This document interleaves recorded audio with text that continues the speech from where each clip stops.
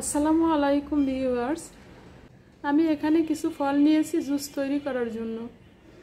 বড় এবং ছোট সকলের জন্যই এটা একটা পুষ্টিকর ড্রিঙ্কস। তো এখন আমি আপনাদের জুস তৈরি করে দেখাবো।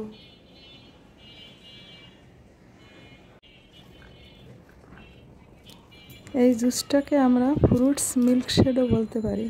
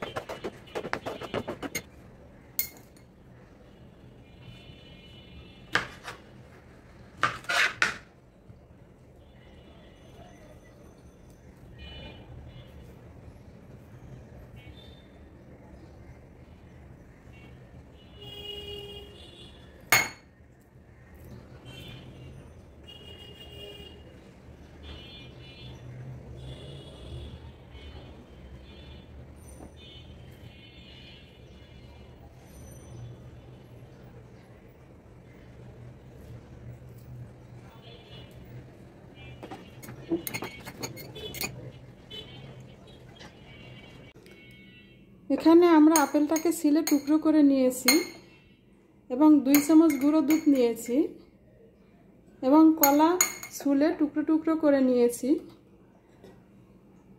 এবং আনার ছুলে নিয়েছি। এরপর আমরা জুস তৈরি করব। আপনারা ইচ্ছা করলে জুসের মধ্যে মিষ্টি অ্যাড করতে পারেন, আবার মিষ্টি ছাড়াও খেতে পারেন।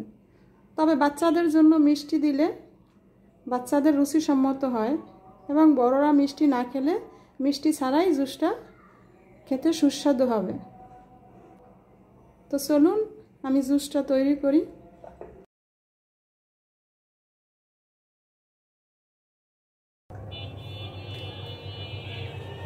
প্রথমে আমরা এখানে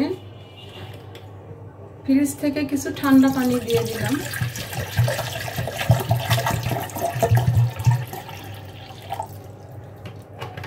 পরিমাণ মতো পানি নিয়েছি।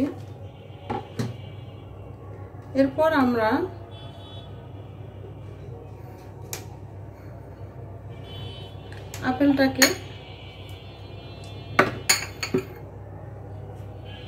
আপেলটাকে পানির মধ্যে দিয়ে দেব ব্যালেন্স করার জন্য।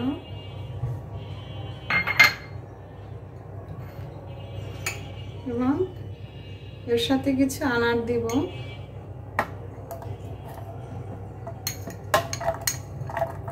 অল্প কিছু আনার দিব।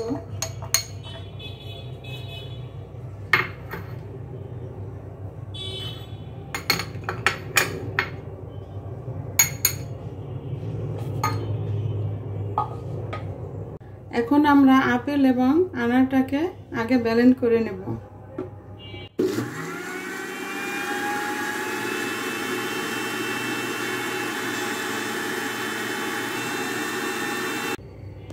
ব্যালেন্স করা হয়ে গেছে, নামিয়ে ফেললাম।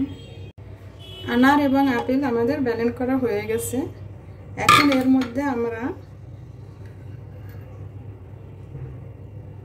কলাটা দিয়ে দেব। কলা দিয়েছি এবং এখানে দুধের গুঁড়োটাও আমরা দিয়ে দেব।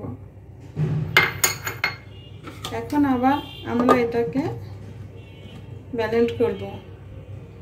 দুধ এবং কলা দেওয়ার পরে আবার এটাকে ব্যালেন্স করে নেব।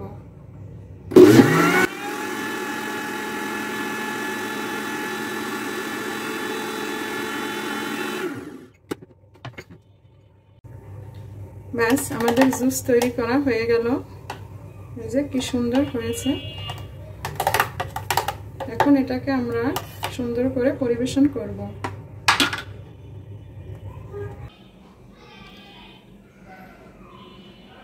চকলেট কালার এসেছে, খুব সুন্দর একটা কালার এসেছে। আপনাদের রুচি মতো এর সাথে টক দই বা মিষ্টি দইও মিশিয়ে নিতে পারেন। এই জুসটাকে আমরা ফ্রুটস মিল্কশেকও বলতে পারি। আমি কিছু ফ্রুটস দেব আমরা এখানে,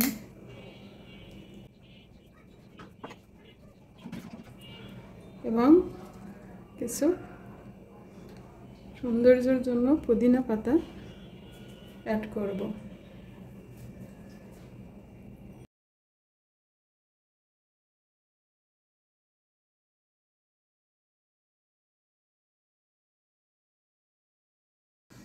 তৈরি হয়ে গেল আমার ফ্রুট জুস। আল্লাহ হাফেজ।